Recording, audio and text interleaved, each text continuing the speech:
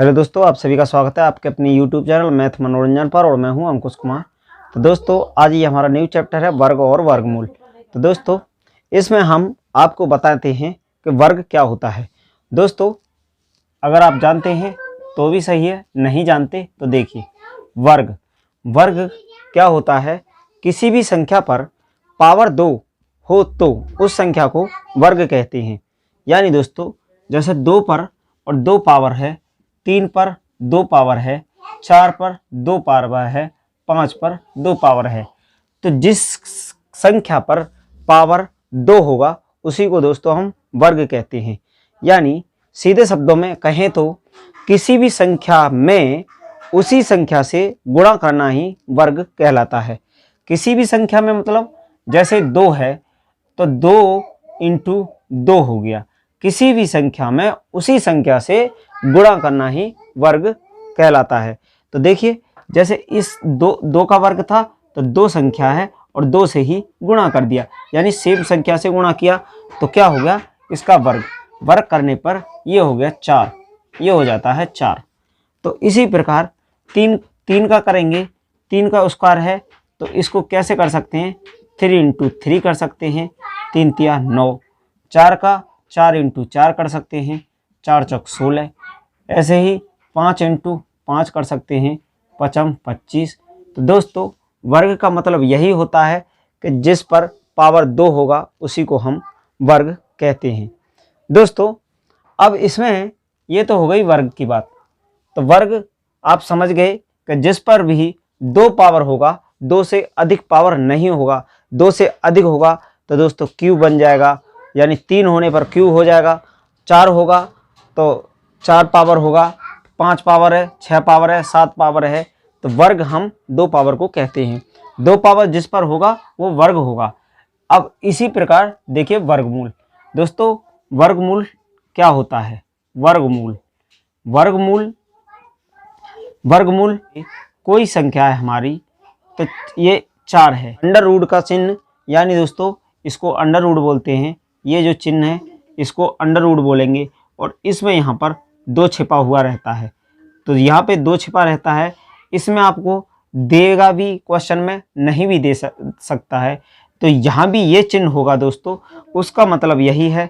अगर यहाँ नहीं लिखा है तो उसका मतलब यही है कि ये वर्गमूल का चिन्ह है। दोस्तों, ये वर्गमूल का है, वो वर्ग था तो वर्गमूल का चिन्ह है।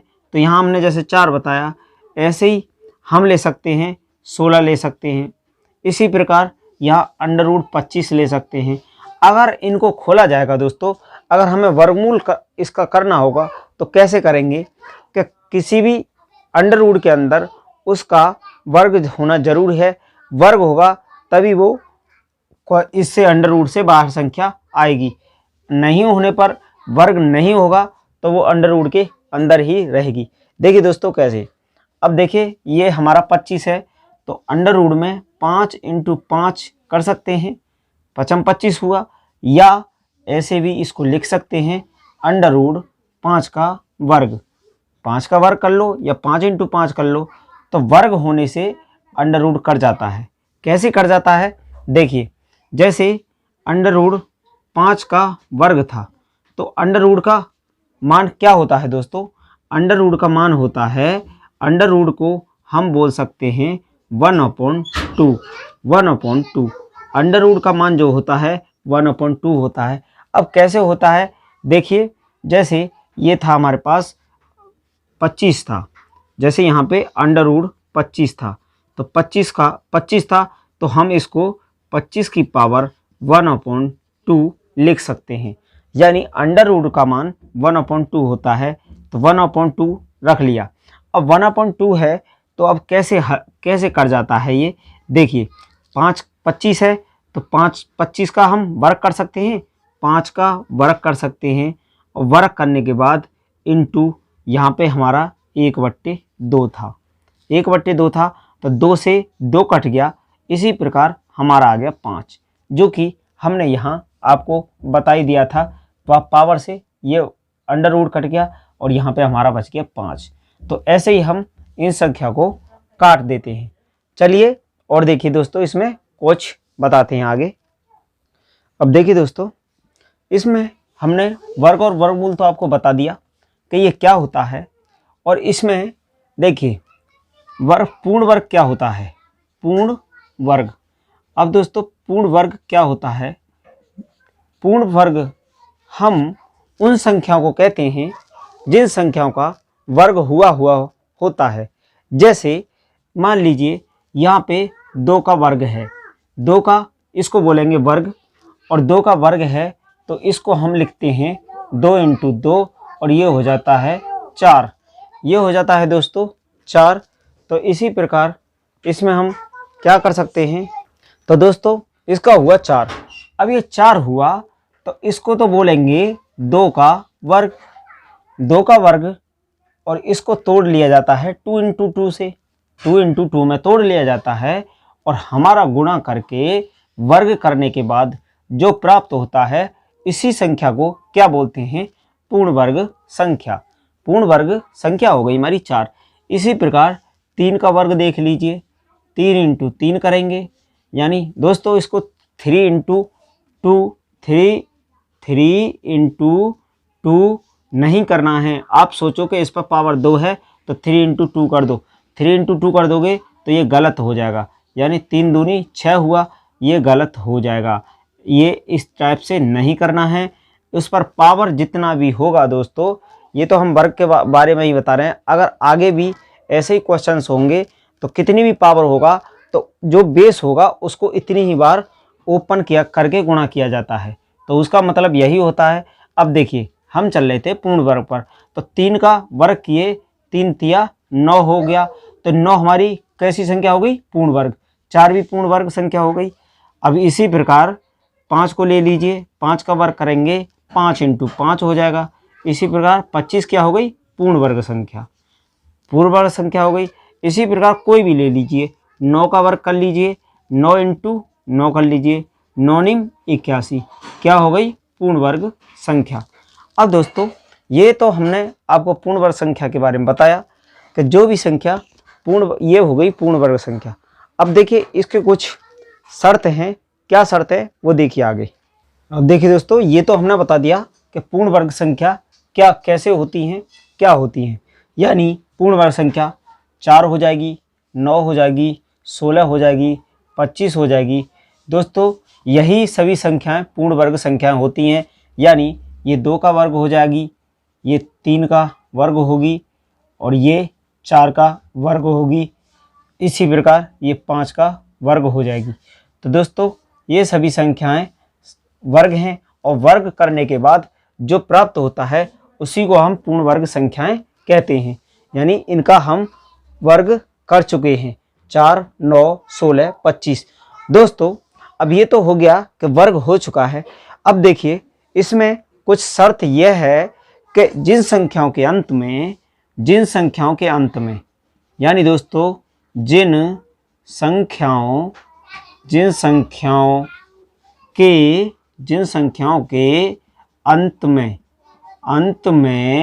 2, 3, 7, 8 एवं 2, 3, 7, 8 एवं सिंगल जीरो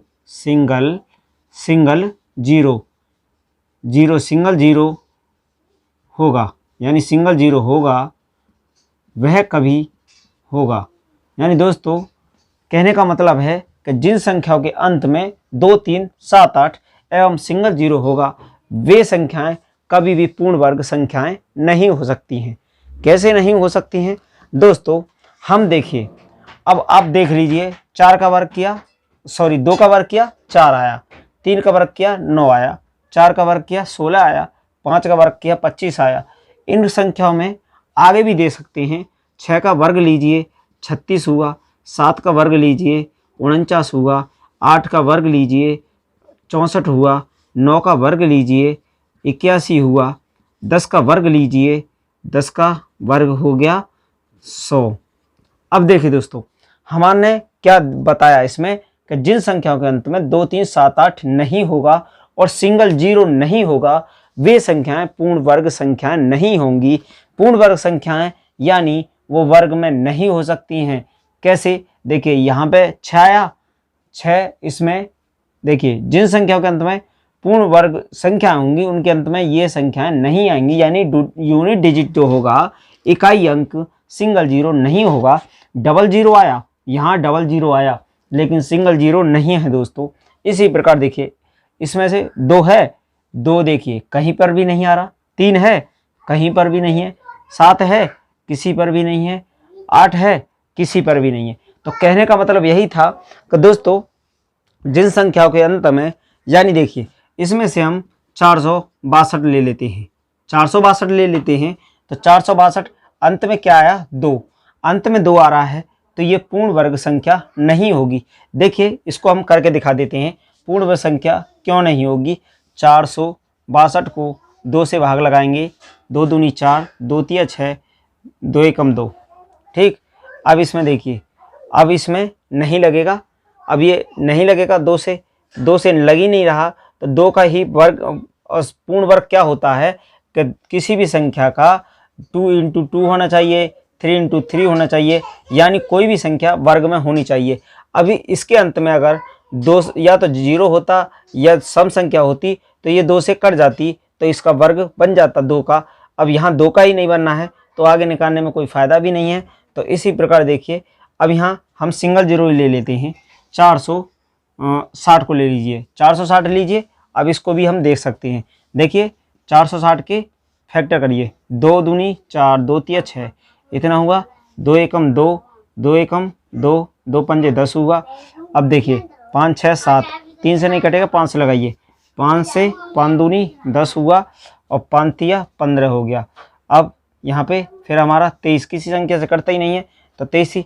अब देखिए इसमें भी नहीं हुआ पूर्ण वर्ग, 2 का पूर्ण वर्ग तो हो रहा है, यानी 2 का वर्ग तो हो रहा है, 4 हुआ, लेकिन इन संख्याओं का भी तो होना जरूरी है। 1 और 5 होना चाहिए और 1 और 23 होना चाहिए, यानी 5 का गुणा 23 का गुणा अगर किया जाएगा जब ये संख्या पूर्ण वर्ग होगी।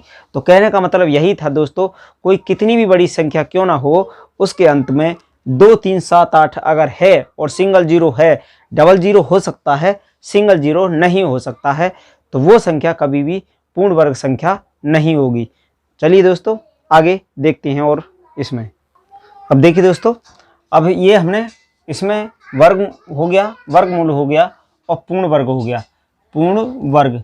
तो दोस्तों अब इसमें देखिए, जब हम किसी भी संख्या पर अंडर रूट होता है, यानी पूर्ण वर्ग वर्गमूल होता है, अंडर रूट, जैसे अंडर रूट है तो इस पर 4 है, तो 4 हमारी कैसी संख्या है, 4 हमारी पूर्ण वर्ग संख्या है। तो पूर्ण वर्ग संख्या है तो इसको हम अंडर रूट 2 इंटू 2 कर लेते हैं, 2 इंटू 2, तो इस पर जो होता है यहाँ 1 पावर होती है, इसकी 1 पावर होती है, तो इसको हम अंडर रूट 2 की पावर 2 कर सकते हैं और इससे इसको काट सकते हैं।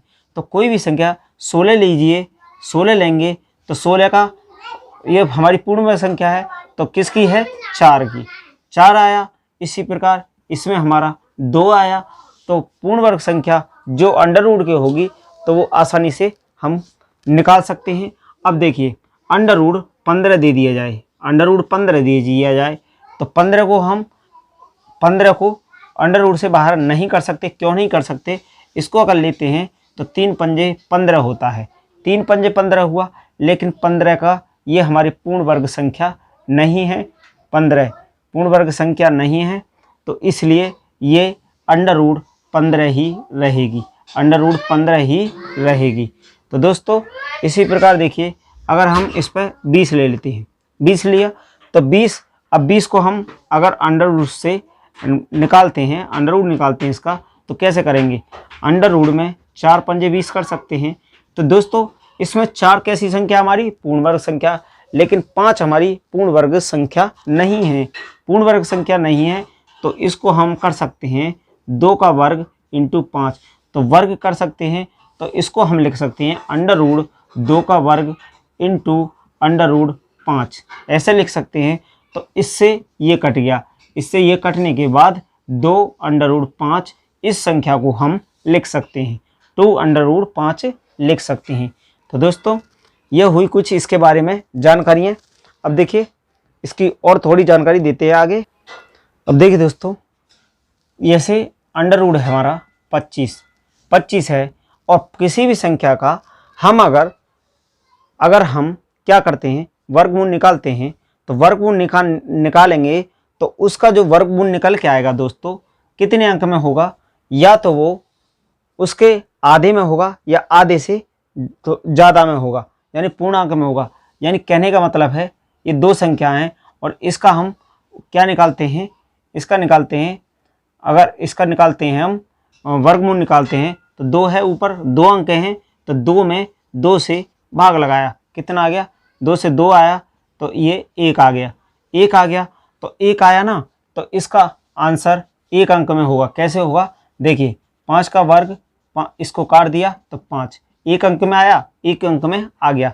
इसी प्रकार दोस्तों हमारा है जैसे 125 है, 125 सॉरी 625 ले लीजिए, 625 कर लीजिए, 625 करेंगे क्योंकि 125 तो क्यू हो जाएगा ना, 5 का 5 25 पंजे 125 क्यू हो गया, लेकिन हमें वर्ग निकालना है तो वर्ग 625 हुआ।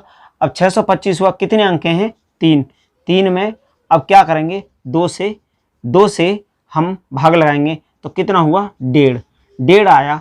यानी इसका वर्गमूल जो निकलेगा, वर्गमूल निकलने के बाद जो संख्या प्राप्त होगी वो 1.5 तो हमारा पूर्णांक होगा नहीं, तो 1.5 या 1.5 से अधिक, 1.5 से अधिक का मतलब है दोस्तों कम में नहीं होगी, पूर्णांक में हो सकती है। 1.5 है तो यानी 2 अंक में संख्या हो जाएगी हमारी। इसका कहने का मतलब यही है कि कोई भी संख्या है और उसका अगर हम वर्गमूल निकालते हैं तो वो संख्या जो प्राप्त होगी आधा या आधे से अधिक निकल के आएगी। जैसे देखिए अब इसमें ये 3 अंक की है, कितना बता रहा, 1.5, तो 1.5 है तो 1.5 से पीछे नहीं लेना, 1.5 से ज़्यादा हो सकती है, इसका मतलब 2 अंक में होगी, 2 अंक में तो ये हो जाती है हमारी 25 का वर्ग, 25 का वर्ग से ये कट गया तो बचा 25, कितने अंक में आ गई, 2, 1.5 निकल के आया था तो 2 में आ गई आधा या आधे से अधिक, तो इसका ये हो गया। अब देखिए दोस्तों ये 25 का वर्ग ही है ना, 625 करके देख लेते हैं, 5 25 हुआ, 2 5 दूनी 10 और 2 12 हुआ, 2 पंजे 10 हुआ, 2 दूनी 4 और 1 5 हुआ।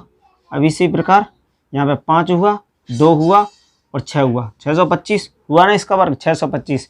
अब देखिए इसमें अब वर्गमूल के बारे में देखिए, तो दोस्तों देखिए अब इसमें हमने आपको बता दिया।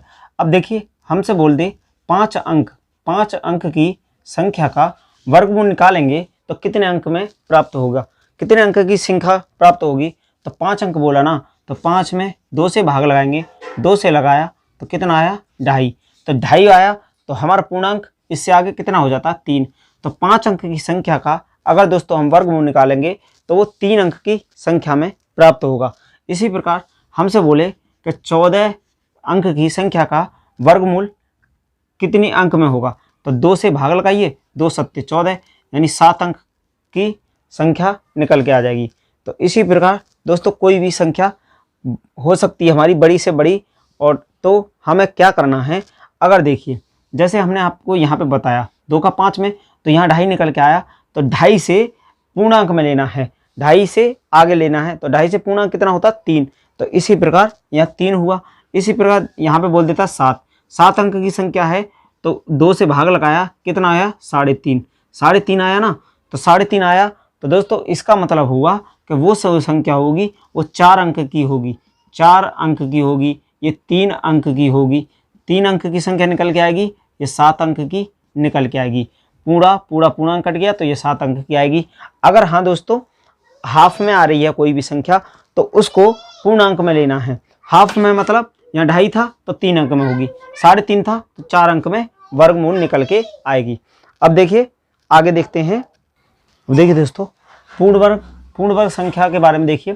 पूर्ण वर्ग संख्या को अगर हम फैक्टर के रूप में तोड़ेंगे तो उसका हर एक जो अंक होगा वो पेयर में होगा।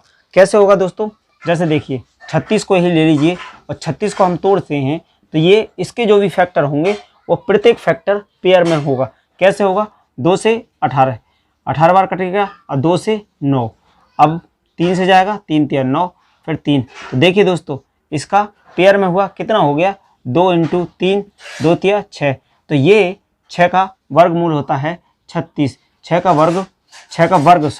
वर्ग हुआ 36। तो इस प्रकार से हम जो भी पूर्ण वर्ग संख्या होंगी उसका प्रत्येक फैक्टर जो होगा वो पेयर में होगा। तो देखिए दोस्तों आगे, अब देखिए दोस्तों इसमें एक क्वेश्चन ले लेते हैं 1 नंबर।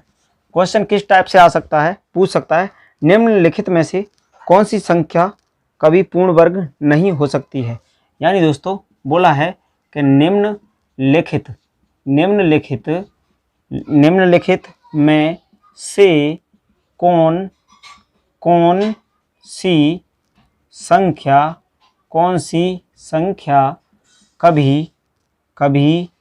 सी संख्या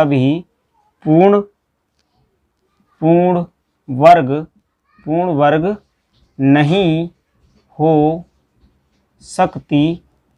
सकती है। दोस्तों इसमें बोला है कि कौन सी संख्या कभी भी पूर्ण वर्ग नहीं हो सकती है। ऑप्शन दे रखे हैं ए mn4 और इसका होता है बी xy2 और सी दे रखा है zy5 और डी दे रखा है xy और यहाँ पे होता है 1। तो दोस्तों ये दे रखा हमको क्वेश्चन, यानी इसका मतलब है कि शुरू में हमारा कोई भी संख्या हो सकती है लेकिन लास्ट में हमारा यहाँ 4 है या 2 है या 5 है और 1 है। तो बोला है कि इसमें कौन सी संख्या पूर्ण वर्ग संख्या नहीं हो सकती।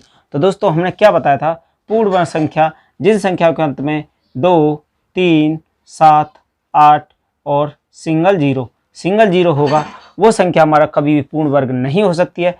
तो ये 4 है, पूर्ण वर्ग हो जाएगी। इसमें देखिए 5 है, पूर्ण वर्ग हो जाएगी। इसमें 1 है, पूर्ण वर्ग हो जाएगी। लेकिन इसके अंत में 2 है, ये दोस्तों पूर्ण वर्ग नहीं होगी। यही हमारा ऑप्शन में सही हो जाएगा क्योंकि इसमें 2 है। तो 2, 3, 7, 8 और सिंगल जीरो नहीं होना चाहिए अंत में। तो चलिए दोस्तों आज की क्लास को हम यहीं तक रखते हैं और इसी चैप्टर के साथ नए टॉपिक के नए फॉर्मूले के साथ आगे आपको लेके चलते हैं और बताते हैं कुछ इसके नए फॉर्मूले। चलिए दोस्तों, thank you, best of luck.